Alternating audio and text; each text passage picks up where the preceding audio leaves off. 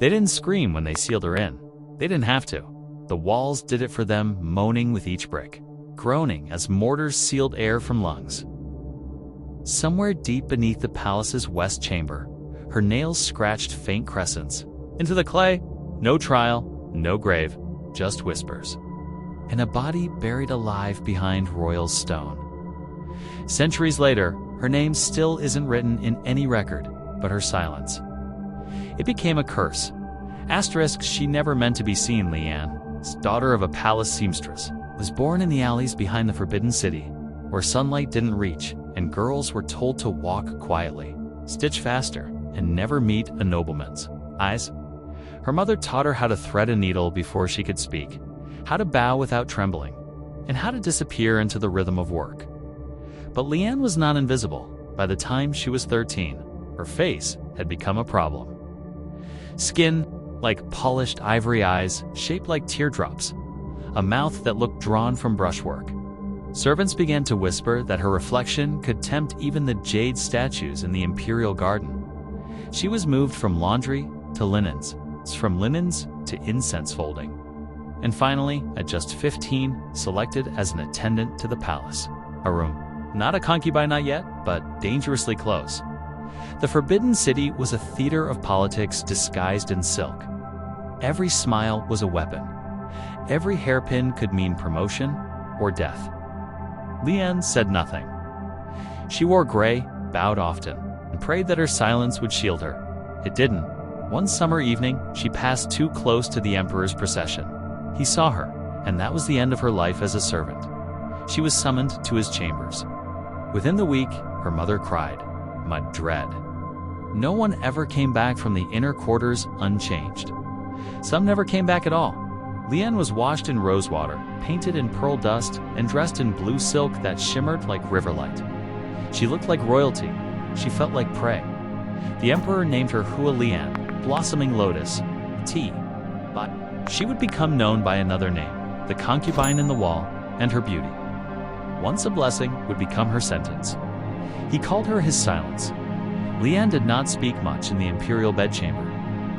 She bowed, obeyed, and trembled on cue. But her silence wasn't fear, it strategy. In a world of knives hidden in words, her quiet became seductive. The emperor, aging and suspicious, began to favor her over the bickering concubines and scheming eunuchs. He kept her hidden. Lian was not listed among the ranked consorts. She had no title, no ceremony. She lived in a private garden chamber behind the Hall of Serene Longevity off the map, unspoken in court, unrecorded in scrolls. Her only companions were a mute handmaid and a white cat. It was here, behind curtains, smoke and sandalwood, that the emperor began conducting his rituals. He had become obsessed with Taoist alchemy and the secret of immortality. Monks were brought in at night. His prayers were whispered over boiling mercury. Lian, fragile, flawless, untouched by politics, was placed at the center of these rites. She would sit at his side, veiled as incense filled the room. The monks chanted. The emperor drank blood-infused tonics. It was believed her presence purified the energy. That her youth, her silence, her untouched soul made her a vessel between realms, and so she was used. Over and over, she was never to speak of what she saw, never to leave the chamber unless summoned. She became legend, a ghost flower, seen only by the emperor and whispered about by jealous concubines. Some said she was an apparition, not a woman. Others said she was pregnant with a cursed child. But the most dangerous rumor of all, that she was being prepared to succeed the empress, whether Lian knew it or not. Her silence was not protection anymore. It was provocation, and far from the incense smoke and veils. In the empress's quarters, something darker was blooming. The empress had eyes everywhere, though she rarely left her jade-inlaid hall. Her spies drifted through the palace like smoke-collecting whispers, counting glances, memorizing footsteps. And all of them told the same story. The emperor had a ghost in his bed, and her name was Lian at first. The empress laughed. Another concubine, another girl, to fade. But weeks passed, and the emperor visited his official wives less and less.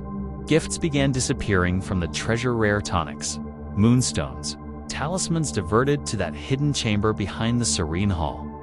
Then came the incense orders, carts of white lotus, enough to mask death. Then came the cloistering ministers, forbidden from mentioning consort affairs. Then came the imperial edict signed, but whispered a possible elevation. The empress understood. The emperor wasn't simply infatuated. He was planning a replacement. But Lian had made one mistake. She had remained silent not just with her words, but with her alliances. She had no allies, no letters, no leverage, and in the Forbidden City, a woman alone is a body waiting to be erased. The Empress summoned her most loyal eunuch and gave a single order. Greater than, make her disappear. I don't want a scandal, I want a wall. That night, Lian was seized by masked guards while she slept. They bound her hands, gagged her with silk, and covered her head. No ceremony, accusation. Just a journey through the dark past kitchens, through service corridors, and into a half-constructed wing of the West Palace, where mortars still dripped from the bricks. She was placed in a recess in the wall upright, as if still standing, her breath fast, her eyes wide. Her lips chewed raw against the gag. They built around her. One brick, then another and another. The sound of mortar drowned out her muffled cries. No one spoke. The workers, bribed and trembling, worked quickly. Her hair was the last to vanish into.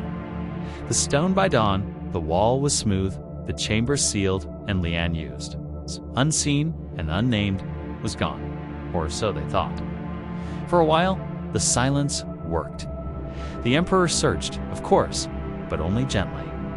He assumed she had fled, or perhaps fallen ill. He asked the empress once. She smiled and said, "Greater than dreams fade in the daylight, my lord." He did not press again. The chamber behind the Wallian's final place was sealed under layers of mortar and red lacquer. A new scroll room was constructed over it. Shelves lined with genealogies and records now stood over the place where she once breathed, but the wall never settled. Servants said the air near it stayed cold, even in midsummer. The cat refused to cross the threshold. Quiet. A wine jug placed near the west corner cracked without reason. And late at night, when the scribes worked by lantern light, they heard it, greater than a faint scratching, rhythmic, desperate, like fingernails. From behind the stone, at first, they blamed mice. Then, their imaginations. Then, nothing, because to speak of it would mean acknowledging it. But one boy, a young copyist named Shen, listened. He came alone one night with a candle and placed his ear to the plaster. What he heard chilled him to his. Marrow, greater than breathing. Shallow, wet, human. He, Rand told no one. But he did leave something behind.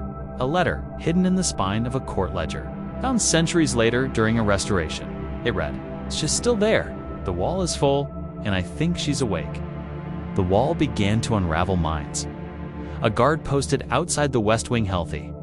Disciplined, sober, was found clawing at his own throat. Cade died without speaking a word, lips bloodied, pupils blown wide. Another posted only once for a night. Shift swore he heard weeping behind the wall. Not loud, not frantic, just tired. And then there were the poems. One morning, a palace scribe found a scrap of parchment wedged beneath his writing mat. It wasn't in his hand. The ink was smeared, but the characters were unmistakable. Greater than the wall is not grave enough. Per my body listens while your mouths forget. Others began appearing in shelves, in shoes, carved faintly into the lacquered frame of the Western scroll cabinet.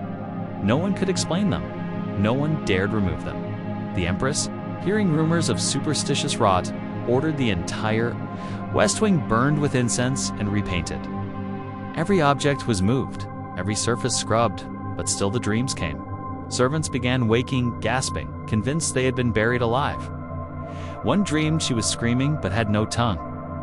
Another said she saw a woman standing inside the wall, facing out, as if watching her through the brick. Even the Empress began to change. Her hair whitened faster than age allowed. She spoke less, slept little, Her face, once regal and cold, grew twitchy. She claimed she heard poetry spoken in her dreams. Once, during a midday audience, she collapsed and began muttering, "Greater than she's counting bricks. 1, 2, 3. She's almost through," a monk was called. He burned sandalwood, waved talismans, and declared the palace free of ghosts. But no one believed him, because by then, everyone knew the West Wing had gone quiet. Too quiet. And in a city that thrives on secrets, the deepest silence is the one that waits and listens. Centuries passed. Dynasties fell. Emperors turned to ash, but the wall remained in 1911. During the early Republican era, parts of the Forbidden City were open to restoration and inspection. Dusty scroll rooms, long sealed by neglect, were cleared by teams of scholars and laborers. The West Wing, long avoided, long forgotten, was marked for demolition. That's when they found the wall that first. It looked ordinary aged brick, plastered over with old sealant. But one worker noticed something strange. The mortar line across the central seam was thicker than the rest. Newer, like it had been hastily redone. When they broke it open, smell hit first damp, sour, metallic, then the dust settled, then the silence returned, and then they saw her. A narrow recess, a vertical cavity inside the skeletal remains of a woman. Upright arms bent unnaturally, ribs twisted from decades of compression. Around her neck, a broken silk cord. Beneath her feet, faint claw marks on the stone. Her fingernails had embedded into the mortar. Several were still stuck there, but it was what they found near her head that confirmed it all. A hairpin, gold, cracked, shaped like a lotus, and carved into the wall. Beneath the dust were 5 characters, greater than I listened. But none spoke. The discovery was quietly archived. The remains were removed under the pretense of structural decay. No public announcement was made. But one historian, Professor Qian Ru, took photographs before it was sealed again. He died in 1932, but his journal contained the only surviving description of the scene. His final note read, "She was real, and I don't think she ever stopped watching. Today, the chamber is sealed once more. Tourists pass by without knowing. But sometimes, guides pause near the western wing and hesitate just for a breath, because the air there is still, too still, and behind the painted wall, something waits.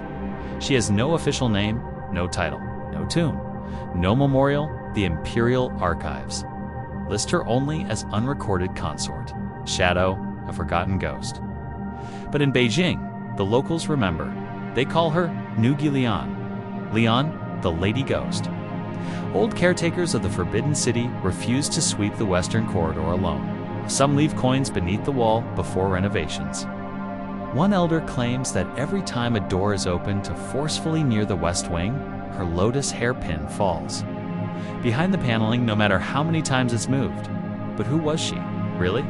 Some scholars argue that Concubine Lian was the product of overlapping folktales, a ghost story stitched together from centuries of courtly cruelty. Others insist she was very real, the unspoken consequence of harem politics and a jealous empress.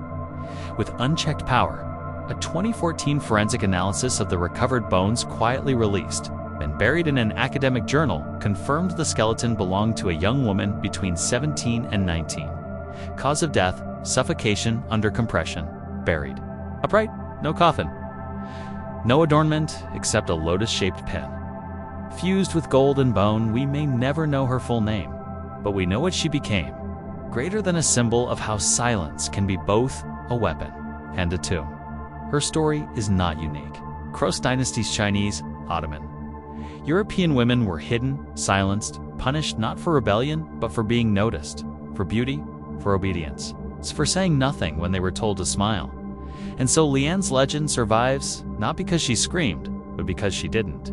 Because her silence was louder than 1,000 accusations. Because the wall wasn't just her grave, it was her message. The true horror wasn't in the brick or the burial. It was in how easily a girl could vanish and how long her silence could echo. Have you ever heard of a crueler fate than hers? Stories like this one haunt you? Twos? Subscribe for more. Dark truths that history tried to wall away. And tell me in the comments, greater than would you have hurt her if you were standing on the other side.